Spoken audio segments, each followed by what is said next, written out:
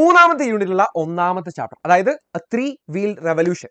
ഈ ഒരു ചാപ്റ്ററാണ് നമ്മളൊരു 10-12 മിനിറ്റ് കൊണ്ട് വളരെ എളുപ്പത്തിൽ സമ്മറൈസ് ചെയ്തെടുക്കാൻ വേണ്ടി പോകുന്നത്, പഠിക്കാൻ വേണ്ടി പോകുന്നത്. വളരെ എളുപ്പത്തിൽ പഠിക്കാം. സോ ഈ ചാപ്റ്റർ എന്ന് പറയുന്നത് എന്താണെന്നുള്ളത് നിങ്ങൾ ആദ്യം മനസ്സിലാക്കാം. ഇതൊരു സ്റ്റോറിയോ അല്ലെങ്കിൽ പോയമോ എസ്സേ ഒന്നുമല്ല.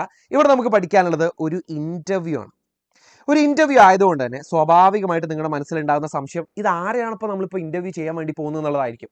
നമ്മളിവിടെ ഇന്റർവ്യൂ ചെയ്യാൻ വേണ്ടി പോകുന്നത് വളരെ ഫേമസ് ആയിട്ടുള്ള ഒരു ഓൺട്രപ്രനോറെയാണ്. അദ്ദേഹത്തിന്റെ പേരാണ് ഇർഫാൻ ആലം. അപ്പൊ ഈ വേർഡ് ചിലപ്പോൾ നിങ്ങൾക്ക് പലർക്കും അറിയുന്നുണ്ടാവില്ല. ഓൺട്രപ്രനോർ അതെന്താണപ്പാ? ഞാൻ പറഞ്ഞുതരാം. ഓൺട്രപ്രനോർ എന്ന് വെച്ചാൽ ഒരു ബിസിനസ് ക്രിയേറ്റ് ചെയ്ത് അത് നമ്മൾ നോക്കി നടത്തി അതിനെ മാനേജ് ചെയ്ത് അതിന്റെ കാര്യങ്ങളൊക്കെ കൊണ്ട് നടക്കുന്ന ഒരാൾ എന്നുള്ള അർത്ഥത്തിലാണ് ഓൺട്രപ്രനോർ എന്ന് ഇവിടെ പറഞ്ഞിരിക്കുന്നത്. ഇനി അയാൾ ചെയ്യുന്ന പ്രോസസ്സിന് പറയുന്ന പേരാണ് ഓൺട്രപ്രനോർഷിപ്പ് എന്ന് പറയുന്നത്. സോ ഇർഫാൻ ആലം ബേസിക്കലി ഒരു ബിസിനസ്സുകാരനാണ്. ആ ബിസിനസ്സുകാരന്റെ ഒരു ജേർണിയെ കുറിച്ചിട്ടാണ്, അല്ലെങ്കിൽ അദ്ദേഹത്തിന്റെ വളരെ സോഷ്യൽ കോസ് ഉണ്ടാക്കി, അല്ലെങ്കിൽ സോഷ്യൽ ഇന്നവേഷൻ എന്ന് പറയുമ്പോൾ സമൂഹത്തിന് കൂടെ ഉന്നമനം ഉണ്ടാക്കുന്ന തരത്തിലുള്ള അദ്ദേഹത്തിന്റെ ഒരു ബിസിനസ് ഐഡിയ ആണ് ഇവിടെ നമ്മൾ ഈ ഒരു ഇന്റർവ്യൂവിൽ ഡിസ്കസ് ചെയ്യാൻ വേണ്ടി പോകുന്നത്. സോ ഈ ത്രീ വീൽഡ് റെവല്യൂഷൻ എന്ന് പറയുന്ന ടൈറ്റിൽ നിങ്ങൾ ശ്രദ്ധിച്ചോ. Three wheeled revolution. റെവല്യൂഷൻ എന്ന് പറയുമ്പോൾ വിപ്ലവം എന്നാണ് അതിന്റെ അർത്ഥം. ത്രീ വീൽഡ്, ഇവിടെ ത്രീ വീല് കൊണ്ട് ഉദ്ദേശിക്കുന്നത് നിങ്ങൾ ഈ ചിത്രത്തിൽ കാണുന്ന പോലെ റിക്ഷനെയാണ് ഇവിടെ ഉദ്ദേശിക്കുന്നത്. റിക്ഷ എന്ന് പറയുമ്പോൾ നമ്മൾ വിചാരിക്കുന്ന ഓട്ടോറിക്ഷ അല്ല, ആളുകൾ വലിച്ചു കൊണ്ടുപോകുന്ന റിക്ഷനെയാണ് ഇവിടെ ഉദ്ദേശിക്കുന്നത് കേട്ടോ. സോ ഈ ഒരു ബിസിനസ് ഐഡിയ, അപ്പൊ ത്രീ വീൽഡ് റെവല്യൂഷൻ എന്ന് പറയുമ്പോൾ ഈ റിക്ഷയുമായിട്ട് ബന്ധപ്പെട്ട എന്തോ ഒരു ബിസിനസ് ഐഡിയ ആണ് അദ്ദേഹം പിന്നീട് വലിയ വിജയമാക്കി മാറ്റിയത്. അപ്പൊ ആ ഐഡിയയുടെ early inspiration, where is it coming from, his very first inspiration, അത് എവിടെ നിന്നാണ് വരുന്നത് എന്നുള്ളതാണ് നമ്മൾ ആദ്യം നോക്കാൻ വേണ്ടി പോകുന്നത്. At 17 years, Irfan Alam thought of selling water bottles in rickshaws.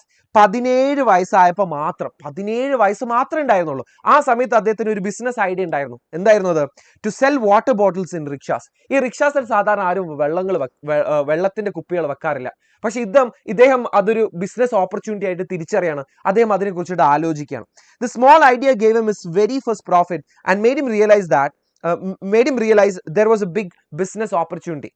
So ഈ ഒരു കാര്യത്തിൽ നിന്ന് അദ്ദേഹം ഉണ്ടാക്കിയുള്ള പ്രോഫിറ്റ് എന്ന് പറയുന്നത് അത്ര വലുതൊന്നുമല്ല, വളരെ ചെറിയ പ്രോഫിറ്റ് ആണ്. ഹിസ് വെരി ഫസ്റ്റ് പ്രോഫിറ്റ് ആണ്. പക്ഷേ that made him realise it is actually a big business opportunity. ഇത് വലിയൊരു വ്യവസായത്തിന്റെ അവസരമായിട്ട് അദ്ദേഹത്തിന് ആ ഒരു തിരിച്ചറിവ് കിട്ടുകയാണ്. ഇത് ആക്ച്വലി മുന്നോട്ട് കൊണ്ടുപോയി കഴിഞ്ഞാൽ ഇതൊരു വലിയൊരു ബിസിനസ് ആക്കി മാറ്റാന്നുള്ളത് അദ്ദേഹം തിരിച്ചറിയണം. He was interested in business from childhood, even helping his father's friends recover money from stock market scam in 1992. ഇത് പെട്ടെന്നുണ്ടായിട്ടുള്ള ഒരു സഡൻ ഇൻട്രസ്റ്റ് ഒന്നുമല്ല. And this interest is actually coming from his childhood. അദ്ദേഹത്തിന്റെ childhood തൊട്ട്, from childhood itself he was very interested and he was very passionate towards business. ഈ ബിസിനസ്സിനോടുള്ള passion കാണിച്ചിരുന്ന വേറൊരു സാഹചര്യം അദ്ദേഹം നമുക്ക് പറഞ്ഞു തരുന്നുണ്ട്. ഈ 1992 ഒരു വലിയ സ്റ്റോക്ക് മാർക്കറ്റ് സ്കാം നടന്നിരുന്നു. എന്താണ് സ്കാം എന്ന് പറയുന്നത്? ഒരു കൊള്ള അല്ലെങ്കിൽ തട്ടിപ്പ്, വെട്ടിപ്പ് എന്നൊക്കെ പറയുന്നതാണ് നമ്മൾ സ്കാം എന്ന് പറയാം. നമ്മൾ ഈ സ്കാം 92 എന്ന് പറഞ്ഞിട്ടുള്ള വളരെ ഫേമസ് ആയിട്ടുള്ള ഒരു സീരീസും ഈ ഒരു 2-3 വർഷങ്ങൾക്ക് മുന്നേ ഇറങ്ങിയിട്ടുണ്ടായിരുന്നു. അപ്പൊ ഒരുപാട് പേർക്ക് പൈസ പോയി. അതിൽ അദ്ദേഹത്തിന്റെ അച്ഛന്റെ ഫ്രണ്ട്സിന് ഒരുപാട് പൈസ പോയിട്ടുണ്ടായിരുന്നു. And he actually help them to recover the money. ആ പൈസ തിരിച്ച് അവരിലേക്ക് തന്നെ എത്തിക്കാൻ ഇവനും വളരെ ചെറുപ്പത്തിൽ തന്നെ അവരെ ഹെൽപ്പ് ചെയ്തിട്ടുണ്ടായിരുന്നു എന്നാണ് ഇവിടെ കാണുന്നത്. ഇതിൽ നിന്ന് നമുക്ക് എന്താ മനസ്സിലാവുന്നത്? Is actually very passionate towards business. അല്ലെങ്കിൽ ഈ പൈസ അല്ലെങ്കിൽ ഈ ബിസിനസ് റിലേറ്റഡ് ആയിട്ടുള്ള കാര്യങ്ങളൊക്കെ അവന് പ്രത്യേക ഒരു താല്പര്യം ഉണ്ടായിരുന്നു എന്നുള്ളതാണ് നമ്മൾ മനസ്സിലാക്കുന്നത്. At the age of 13, അല്ലെങ്കിൽ 13 years, he started a portfolio management firm.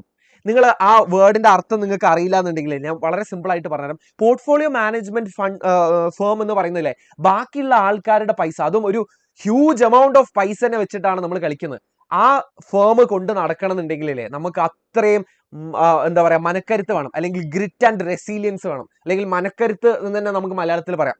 അത് ഇവന് 13ാമത്തെ വയസ്സിലുണ്ട് നിങ്ങൾ ചിന്തിക്കുക. അതായത് ഒരു വലിയ കമ്പനിയാണ് ശരിക്കും പറഞ്ഞാൽ ഈ പോർട്ട്ഫോളിയോ മാനേജ്മെന്റ് ഫേം എന്ന് പറയുന്നത്, അല്ലെങ്കിൽ ഭയങ്കര റെസ്പോൺസിബിലിറ്റി ഉള്ള ഒരു കമ്പനിയാണ്. അത് അവൻ എപ്പോൾ ചെയ്തു തുടങ്ങിയിട്ടുണ്ടായിരുന്നു? 13ാമത്തെ വയസ്സിൽ ചെയ്തു തുടങ്ങിയിട്ടുണ്ടായിരുന്നു. അപ്പൊ ഇവന്റെ ഈ ഒരു ഐഡിയ, അല്ലെങ്കിൽ ത്രീ വീൽഡ് റെവല്യൂഷൻ, റിക്ഷ ആയിട്ട് ബന്ധപ്പെട്ട ഈ ഒരു ഐഡിയ എപ്പോഴാണ് സ്റ്റാർട്ട് ചെയ്തതെന്നുള്ളതാണ് പിന്നെ നമ്മൾ നോക്കാൻ വേണ്ടി പോകുന്നത്.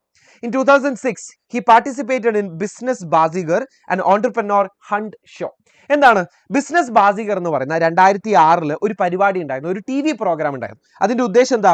ടു ഹണ്ട് ഓൺട്രപ്രനോഴ്സ്, അല്ലെങ്കിൽ ബിസിനസ് താല്പര്യമുള്ള, ബിസിനസ് തുടങ്ങാനും അത് നോക്കി നടത്താനും അത് മാനേജ് ചെയ്യാനും താല്പര്യമുള്ള ആളുകളെ ഹണ്ട് ചെയ്യാന്ന് വെച്ചാൽ എന്താ? വേട്ടയാടുക എന്ന് പറയുന്നത്. പക്ഷെ വേട്ടയാടല്ല, കണ്ടെത്തുന്ന ഒരു ഷോ ആണ്. ഇപ്പൊ ഇതുമായിട്ട് റിലേറ്റ് ചെയ്ത പല പരിപാടികളും ഇപ്പോഴും ഉണ്ട്. ഷാർക്ക് ടാങ്ക് എന്നൊക്കെ പറയുന്നത് അതിന്റെ ഒരു നല്ല എക്സാമ്പിൾ ആണ്. He proposed an idea to organize rickshaws, redesign them for advertisement and sell products like water, juice, biscuits and newspaper. അദ്ദേഹം ഒരു ആശയം അവിടെ ഉന്നയിക്കുക. എന്താ, ഈ റിക്ഷാസിലൊക്കെ നമുക്ക് പരസ്യങ്ങൾ വെച്ചാലോ, to redesign it for advertisement. അതിനെ റീഡിസൈൻ ചെയ്യണം, അതിനെ ഒന്നുകൂടെ മാറ്റി പുതുക്കണം. എന്തിനു വേണ്ടിയിട്ടാ? എന്നിട്ട് അതിൽ നമ്മൾ കുറച്ച് പ്രോഡക്ട്സ് ഒക്കെ വെക്കും. അത് കഴിഞ്ഞിട്ട് നമുക്ക് വെള്ളം, ജ്യൂസ്, ബിസ്ക്കറ്റ്, ന്യൂസ് പേപ്പർ പോലുള്ള സാധനങ്ങളും അതുപോലെ തന്നെ വേറൊരു സൈഡിൽ ഇതിന് പരസ്യത്തിന് വേണ്ടിയിട്ടും ഉപയോഗിക്കാം എന്നുള്ളതാണ് അദ്ദേഹത്തിന്റെ ഒരു idea. So he won the show but refused seed money 150 lakhs അല്ലെങ്കിൽ 1.5 കോടി.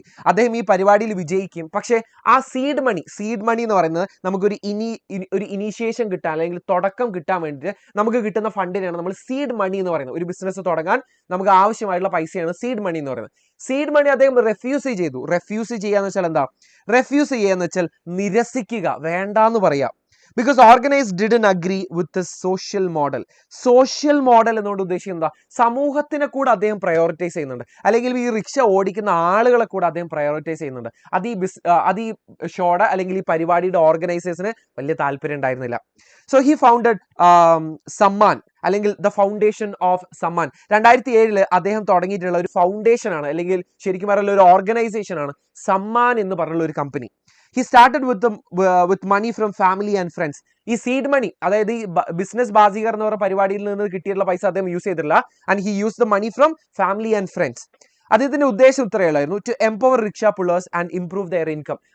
അദ്ദേഹത്തിന് വേണ്ടി മാത്രമല്ല ഈ ഒരു ബിസിനസ് ഐഡിയ കൊണ്ടുവന്നത്. He actually started this to empower rickshaw pullers and improve their income. അവരുടെ സാമ്പത്തികമായിട്ടുള്ള വളർച്ചയും അതുപോലെ തന്നെ അവരെ എംപവർ ചെയ്യുക, അവരെ ശക്തിപ്പെടുത്തുക. എംപവർ എന്ന് വെച്ചാൽ എന്താ? നമ്മൾ ഫസ്റ്റ് ചാപ്റ്ററിൽ പഠിച്ചിട്ടുള്ള വുമൺ എംപവർമെന്റിനെ കുറിച്ചിട്ട് പഠിച്ചിട്ടുള്ള ശക്തിപ്പെടുത്തുക എന്നുള്ളതാണ് ആ വേർഡിന്റെ അർത്ഥം. ഇനി അദ്ദേഹം വിശ്വസിച്ചിരുന്ന ഒരു വലിയ കാര്യമുണ്ട്, business can succeed by helping people at the bottom of the pyramid. നമ്മൾ ഒരു സൊസൈറ്റിയെ ഇങ്ങനെ ഒരു പിരമിഡ് പോലെ ആക്കി കഴിഞ്ഞാലേ ഏറ്റവും താഴേക്കിടയിൽ ആരായിരിക്കും ഉണ്ടാവുക? ഏറ്റവും പാവപ്പെട്ട ആൾക്കാരായിരിക്കും ഉണ്ടാവുക, ഏറ്റവും പുവർ പീപ്പിൾ ആയിരിക്കും ഉണ്ടാവുക. അത് കഴിഞ്ഞിട്ട് നമ്മൾ നടുക്ക് വരുന്ന ഒരു ആൾക്കാർ എന്ന് പറയുന്നത് മിഡിൽ ക്ലാസ് ഫാമിലീസ് എന്നൊക്കെ നമ്മൾ പറയുന്ന ആൾക്കാരാണ്. അത് കഴിഞ്ഞാണ് ഏറ്റവും ടോപ്പിൽ റിച്ചായ ഏറ്റവും ആൾക്കാരുണ്ടാവുക. അപ്പൊ ഇവിടെ അദ്ദേഹം വിശ്വസിച്ചിരുന്ന ഒരു കാര്യം എന്ന് പറയുന്നത്, ഒരു ബിസിനസ് സക്സീഡ് ചെയ്യാൻ നമ്മൾ അതിന്റെ ഏറ്റവും താഴെയുള്ള ബോട്ടം ഓഫ് ദ പിരമിഡ്, അതിന്റെ ഏറ്റവും താഴെയുള്ള ആളുകളെ ഹെൽപ്പ് ചെയ്ത് കഴിഞ്ഞാൽ ആ ബിസിനസ് ഭയങ്കരമായിട്ടുള്ള ഒരു സക്സസ് ആകുന്ന പറയുന്നത്. ഇനി ഇങ്ങനെ ഒരു ആശയം, ഇങ്ങനെ ഒരു മോഡൽ അദ്ദേഹം ഉണ്ടാക്കിയിട്ട് അതിന്റെ ഓപ്പറേഷൻ അല്ലെങ്കിൽ അത് എങ്ങനെയാണ് നടത്തിക്കൊണ്ട് പോയത് എന്നുള്ളതാണ് പിന്നീട് ഇവിടെ പറയുന്നത്. So rickshaw pullers join Samman after verification and training. നമ്മൾ ഒല, ഊബർ എന്നൊക്കെ ഉള്ളത് പോലെ തന്നെ സാധാരണ ഓട്ടോ ഡ്രൈവർമാർ അല്ലെങ്കിൽ ഓട്ടോ ഓടിക്കാൻ താല്പര്യമുള്ള ആൾക്കാരെ അവർ വെരിഫൈ ചെയ്ത് അവർക്ക് വേണ്ട ട്രെയിനിങ്ങുകളൊക്കെ കൊടുക്കും. Sammaan helps them to get bank loans. They own their own rickshaws or their rickshaws instead of renting. സാധാരണഗതിയിൽ ഏറ്റവും താഴേക്കടയിലുള്ള, അതായത് സൊസൈറ്റിയുടെ ഏറ്റവും താഴെയുള്ള ഈ പുവർ പീപ്പിൾ സാധാരണ എന്താ ചെയ്യുക? ഈ ഓട്ടോ റിക്ഷാസ് ഇതിന്റെ ഓണേഴ്സിൽ നിന്ന് റെന്റ് ചെയ്തിട്ട് അവർ ഓടിക്കുന്ന പൈസയിൽ നിന്ന് കുറച്ച് പൈസ ഓണറിന് കൊടുക്കും, കുറച്ച് പൈസ അവരും എടുക്കും. പക്ഷേ instead of that, what Samman is proposing is a new thing.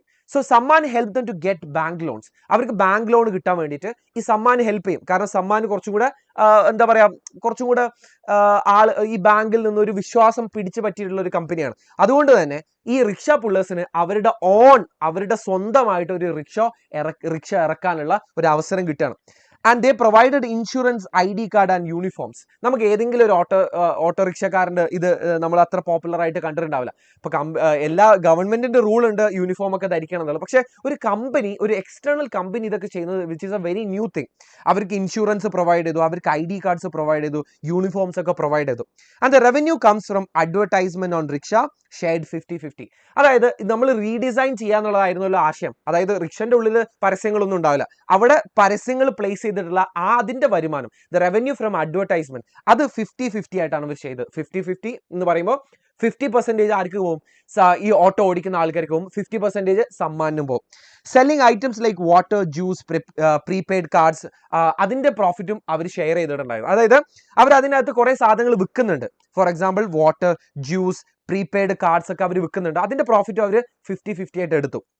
ഇനി 50-50 ആയിട്ട് എടുക്കാത്തൊരു സാധനം എന്ന് പറയുന്നത്, the rickshaw earnings from passengers belong only to the pullers. ഈ ആളുകളെ വഹിച്ചു കൊണ്ടുപോകുന്നില്ല, അതായത് ആളുകളിൽ നിന്ന് കിട്ടുന്ന പൈസ ഉണ്ടാവില്ല, അവരെ ഒരു സ്ഥലത്ത് നിന്ന് വേറൊരു സ്ഥലത്തേക്ക് എത്തിക്കുന്ന ആ പൈസ, that belong only to the pullers. അത് ഈ വലിച്ചു കൊണ്ടുപോകുന്ന റിക്ഷ പുള്ളേഴ്സിന് മാത്രം അവകാശപ്പെട്ടതായിരിക്കും. ഇതായിരുന്നു ഇതിന്റെ ഒരു ഓപ്പറേഷൻ മോഡൽ എന്ന് പറയുന്നത്. ഇതുകൊണ്ട് ഉണ്ടാക്കിയിട്ടുള്ള ഒരു ബെനിഫിറ്റ്സ്, ഗുണങ്ങളും അതുപോലെ തന്നെ ഇമ്പാക്റ്റും എന്തായിരുന്നു എന്നുള്ളതാണ് നമ്മൾ അടുത്തതായിട്ട് നമ്മൾ നോക്കാൻ വേണ്ടി പോകുന്നത്. So rickshaw pullers income increase to 30-40%. അവരുടെ ഇൻകം, അവരുടെ ജനറേറ്റ് ചെയ്യുന്ന വരുമാനം ഭയങ്കരമായിട്ട് കൂടി.